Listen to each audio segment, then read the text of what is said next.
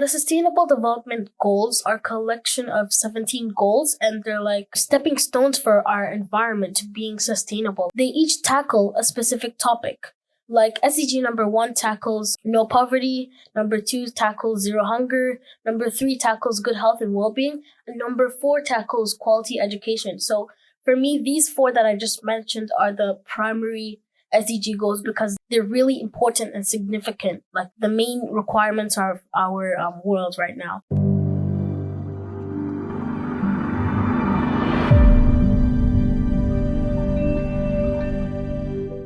Hi and welcome back to another episode of Junior Gladiator. My name is Angela Sudi and I will be your host today. So today I'm very excited to introduce an incredibly inspirational young lady. She's 11-year-old. Zahra Ahmed, and she is an incredible content creator. She's taken the world by storm. She's already been on Love in Dubai and her content has been recognized all over the world. So I'm very excited. Zahra, welcome to the show. Good evening. Good evening. It is a pleasure to have you here. Thank you so much. It's a pleasure. Now, we met probably, I think about 2 months ago, wasn't it? Yeah. And I know when we met, back then you had around 70,000 people on your Instagram page following your content. Today, you've got double that. So congratulations, first of all. Thank you so much. And I know that obviously your content is followed by many. So that's an amazing, amazing achievement. I'd just like you to start by giving us a little introduction about Zahra. Who is she? Tell us a little bit about your journey and what inspired you to start creating content. When I was around 7 years old, I wanted to make videos about my daily life because I saw other kids doing so on YouTube. So then, when I introduced the idea to my mom and my dad, he was like, "Lai means never, no." And then he said, "Okay, fine, on one condition. If you make educational, fun, and entertaining videos, then yes." And we're talking about Dubai here. Dubai is a metropolitan city, and there are many things you could talk about. It's a city full of opportunities. So he said I could go to the shopping mall and talk about it. And then from there, I made my first video, which was in Burjaman Mall, about the Winter Wonderland, because then it was like January. So they had the Christmas Winter Festival. So I made a video about it. There was an igloo, and then there was an ice castle, and like little miniature penguins, robot penguins. All the things that you don't really expect to see in Dubai, Yeah. right? So that's interesting because I guess people outside of Dubai wouldn't think that we would have those kind of things here. Yeah. And how did you feel? So it's the first time you've created a video. Did you feel nervous? Did you feel excited? I felt excited mostly because I knew that like from there I'd be making more videos and going to more places, and then that would be really fun because I enjoy doing the videos. Mm-hmm. Now, you don't post the videos yourself, do you? No, it's managed by my parents. The socials are managed by my parents. So mum and dad manage. Now, do mum and dad also decide or give you ideas on what kind of content to create, or do you do that by yourself? Well, sometimes my content comes from what I do in school. Like, for example, the Sustainable Development Goals were a topic of interest for me in school. So I decided to like talk to my parents about it because I love the topic. It's interesting, and also it's like a stepping stone for our future generations and our present generations as well. So from there I started making videos about the Sustainable Development Goals. Like I did one about the I think the zero hunger and no poverty, and then sometimes my parents and I have brief conversations about topics. Like once me and my mom were having a discussion about thankfulness and gratefulness. And then from there, I gathered some points. And then I was like, oh, wow, we can make a video about this because, I mean, morals and values need to be portrayed because they're, it's something that we need in our daily lives. And then here's a funny story. So my segment of one of my videos is called the Did You Know? The Did You Know series. I think you've seen it. I've seen it. So it started from me and my dad just talking to each other. And then I was like, hey, Dad, did you know that sharks are scared of dolphins? And he was like, what? No way. Lie means never. No. So then he said, are you sure? So then I told him about the facts because I researched about the facts. And then from there, I was like, wow, I am shocked. Let's make a video on this. People would find it interesting. So from there, I got more facts that you wouldn't expect to hear every day. And then we turned it into a series. Did you know? Yeah, and I actually really enjoyed the one about the little pocket on the jeans. Yeah. So I learned something new there. I had no idea what that was for. Do you want to share the story? Why, for those people that don't know, why do we have that little pocket inside here on the jeans? So back in the days, like the big clocks and the devices weren't there for the time checking, but the workers in the factories needed to know when it was time for their break or when it was time for them to leave. So of course they couldn't carry the big clocks in their pockets. So and I think in the 18th century, Mr. Levi Strauss developed a small tiny pocket inside the main pocket that they could use to store their little stopwatches instead of carrying inconvenient clocks. Incredible, yeah. Right? Who would know? I don't think many people would know why that's there. Yeah, but now we mostly use it for coins or money. Or nothing at all. It's just a fashion statement. Yeah. Exactly. So let's talk about the Sustainable Development Goals then, because I'm sure there's lots of people that don't really know what that means. Can you explain what that is and how that works? So the Sustainable Development Goals are a collection of 17 goals, and they're like stepping stones for our environment to being sustainable. They each tackle a specific topic. Like SDG number 1 tackles no poverty, number 2 tackles zero hunger, number 3 tackles good health and well-being, and number 4 tackles quality education. So for me, these 4 that I just mentioned are the primary SDG goals because they're really important and significant. Like the main requirements of our world right now. And how did you find out about? I mean, you're 11 years old, so I'm sure you're not watching, CNN and world news. How did you find out about this? As I mentioned earlier, some of my content comes from what I learned in school, and we were having this particular topic about the Sustainable Development Goals. We were connecting it with the pink farms that were just developed that time. I think it was 2019 or 2020. So I was like, oh, wow, Sustainable Development Goals. And from there, our teacher showed us the whole thing, which had 17 goals, and each of them tackled a specific topic. So I was interested in it because sustainability, green environment, these things really interested me. And there's lots of, I guess, really cool places to visit here in Dubai. Yeah. Right? Can you name some of the places that you've been to that you found really interesting? Palm Island, then of course Dubai Mall, and Atlantis. I've been to Atlantis. Then, well, there are many, so I need some time to think. That's okay. And Dubai's a very cool place when it comes to sustainability anyway. Yeah. Right. So it's very, very forward thinking. They're always thinking of new ideas and new ways of keeping the city safe and sustainable and clean and healthy. What kind of projects have you seen that you thought were very, very cool? Does it have to be about sustainability or humanitarian causes also? It can be either. I've recently heard about the 1 Billion Meals Initiative by Sheikh Mohammed bin Rashid Al Maktoum. And I think it's really amazing that he's trying to provide 1 billion meals for people around the world who are in hunger. This is a good stepping stone to achieving SDG number 2, which is zero hunger. And what is he doing to be able to achieve that goal? So I mean, to be able to achieve anything in this life, you need a team. So I know that he's working together with his people to being able to achieve all of this greatness. To being able to achieve a good environment, which is UAE, and also to being able to develop the 1 Billion Meals Initiative. I think you're going to get a call at some point by His Royal Highness to say, would you come and work with us because you are incredible. I think that call is going to come soon. You are an amazing young lady. Thank you so much. Do many of your friends, you're now year 6, so you're leaving year 6 and you'll be transitioning soon into year 7. Do you have many friends who follow the same path as you, that have the same kind of interests that you have? Well, yeah, in our class, we love talking about sustainability. When there's a question in science, English, or any lesson that is regarding sustainability, all the hands of the class goes up. So Well, yeah, we love talking with each other, discussing with each other about topics like these, and we also help each other. Like, for example, the upcoming final exams, we're helping each other studying this for the topics, and I think that's really good working as a team because it strengthens your collaboration skills. Absolutely. Yeah. And leadership and communication.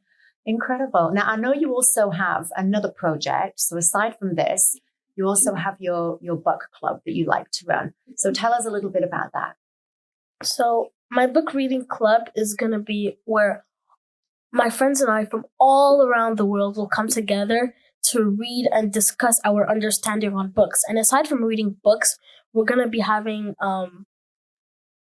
activities based on innovation and creativity. Like, for example, my new hobby, which is gardening and planting, we're also going to be being creative and saying, if you find any petals on the floor, this is just an example. If you find any petals on the floor, why don't you try to make an artwork with it? So aside from reading, we're also going to be inputting activities that strengthen our motor skills. Nice. Amazing. Is this club already up and running, or is it something that you're planning to start? Well, we're still developing the website and all the requirements. And when you say we, who's we? My parents. So mum, dad, and yourself, you're putting this together. Yes. And then you'll expand this out to anybody who wants to join. Who do you think so talking about mum and dad, who do you think you're most like? Do you think you're most like your mum or your dad? I like both of them. No, not like. I love who both of them. Who do you think you're most like in terms of your personality? Do you think you're most like your dad, or you're most like your mum, or you're 50-50 of both? 50-50 of both. You think you're 50-50. And who do you think is more enthusiastic about you doing content? Is it mum, dad, or is it both together? I think it's both together also. That's nice. So you're rolling this together, a big team. Yeah. Amazing. Now, you're not the only sibling. You also have two younger siblings too. How old are they? So my sister Aliyah, she just turned 6 on April 11, and my brother Abdurrahman Khalifa is 4 years old. Wow, that's my favorite age, 3 and 4, because they're very cute, aren't they, at that age? Yeah. And when he sees your content, what does he say? Does he understand what you're doing, or does he find it confusing? I mean, sometimes he finds it confusing and sometimes he finds it interesting. Like, there was one particular video I made about cars with a lot of Legos, and my brother's really enthusiastic about cars. So he was like, oh my God, it's a green sports car. Oh my God, it's a red truck. So when it comes to videos like that, he's interested in the videos. Do you think they want to follow in big sister's footsteps and start creating content too? Well, no, because we're all different. My brother is enthusiastic about cars, and he likes reading books too. And my sister likes reading books too. My sister is good at artwork, so I think maybe one day she could be a painter. And then my brother, he likes cars, so maybe he could be a car manufacturer. Oh, maybe. But I mean, it's not my decision; it's theirs. Of course, but it's not. I see on social media you all have a beautiful relationship. You spend lots of time together. You enjoy each other's company, which is very, very nice to see. And I guess you're an amazing role model. You know, they're looking up to you and what you're doing and creating this content and being a thought leader, which is really, really inspirational. I think you're inspirational. I think you're a very, very smart young lady. Thank you very much. I really appreciate this. It's a pleasure. So now you're creating this brand. Where do you see the Zahralicious brand going? Where do you want it to develop to? Can you repeat that again? Your brand. So Zahralicious 8 is your brand. And right now you're doing lots and lots of content on Instagram and YouTube. Where do you see your brand, the Zahra brand, growing to? What would you ultimately like to achieve? So I'd like to achieve more people and more kids, especially more kids joining us, because at the end of the day, the initiative behind this was to make the world a better place. And if more people join, the word can spread more about how I make educational content and how my book reading club, which is a really fun activity, would be a part of our educational content. So as more people join, more people will be learning. And then as more people are learning, they will also learn about sustainability. And then they could also practice sustainable acts in their homes, which if we all do this, it's going to make the world a better place little by little, year by year. I totally agree. If everybody just does a little bit, then it all equates to a lot. Yeah. You're amazing. Just like 50 plus 50 equals 100.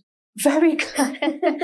Very good. It does. And what would you say to maybe other children or young people out there that also want to follow their passion and follow their dreams? What advice would you give to them?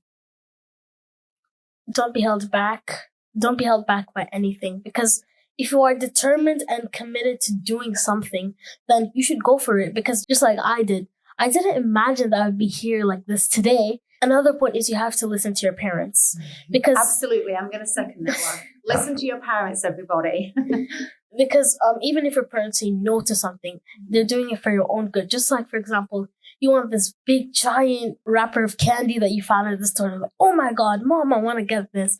But then your mom says, no, it's bad for your health. You might get a toothache. And then you have to reflect on that instead of that bringing you down. Very good. I think, and also that comes down to respect, doesn't it? So knowing and respecting that your parents maybe have all your best interests at heart, even though it may not seem like it at the time. Do you know there was a young lady in America, I don't know if you've heard of her, called Zahralicious. Have you ever heard of Zahralicious? No. So this was a young girl, and she went one day to the dentist with her father. And then after the dentist, they went to the store and there were some lollipops on the worktop. So she said to her father, "Can I get a lollipop?" And what did Dad say? Dad said, "No, because you've just been to the dentist and you had your teeth cleaned and it's sugar and it will rot the teeth." So I think she was maybe like 8 or 9 at the time. And she decided to develop and launch her own range of healthy lollipops. So she looked at things like what kind of juices were healthy for the teeth and what kind of ingredients were healthy for the teeth without rotting the teeth. And she developed this range of lollipops that were healthy, like from fresh fruit juices and having different vitamins in. And then she became an overnight sensation. And now she's a multi-millionaire. Wow. And I think she's still only a teenager. Amazing, right? Yeah, that's amazing. Mm-hmm. Developing and initiating your own brand. Exactly. Out of your own creativity. Exactly. Based on a problem. So find a problem, find a solution, fix it, and then you can create your business from it. And that's really, I guess, what you're doing, because from a parent's point of view, I see your content and I find it really, really inspirational. It's educational, that kids learn something. And that for me as a parent is very appealing, because I want my kids to watch things that they will stimulate their brain from and they'll learn something from. So just keep doing what you're doing, because it is incredible what you're doing. And I know many, many parents out there that think your content is amazing. Thank you very much, Miss Angela, for having me here. I really appreciate it. You're very, very welcome. You can come back anytime. You are an absolute joy. Now, before we go, I have a quick game. Do you want to play a game? Yes. Okay. So we run a course called Junior Gladiators, which is all about teaching children about financial literacy. Okay. So teaching children to understand where money comes from, how do we generate money, and then what do we do with money when we have it? So do we save it? Do we invest it? But not see it as something scary, because in my generation, we never really talked about money. It was one of those taboo topics that nobody talked about. But money is very important, right? It's important for life. It's important for your health, to pay for things, to pay for your rent, to pay for your children. So we want to bring money into children's life and make it fun. So I'm going to give you a fun money game. You ready? So this is my money tray. Ta-da! This is my money tray. This is a little gift for you to take home. So these are money bags, and inside each of these money bags is a little gift. So that's for you to take home with you as a memory of our little podcast today. But inside each of these is a question. So you can choose one of our money bags, open it up, find the question, and then read the question inside, and then you're going to answer the question. Is that okay? Yes. Okay, pick a bag. Okay.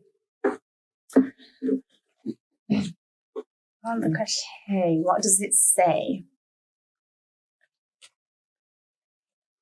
Of all of the things that you are learning, what do you think will be the most useful when you're an adult?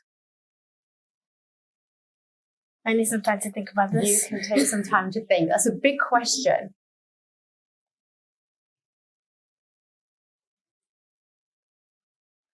I think it's morals and values.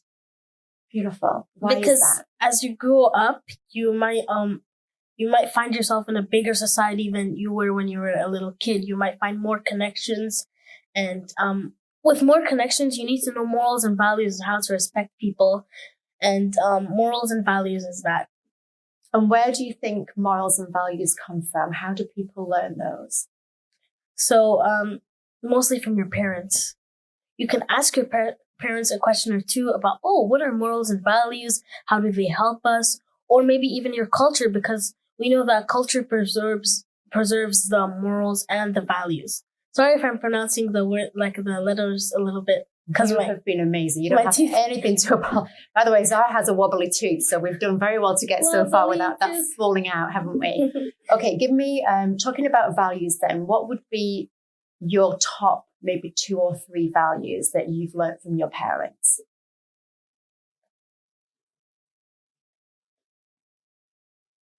Number 1 must be being compassionate. Nice. And the second one?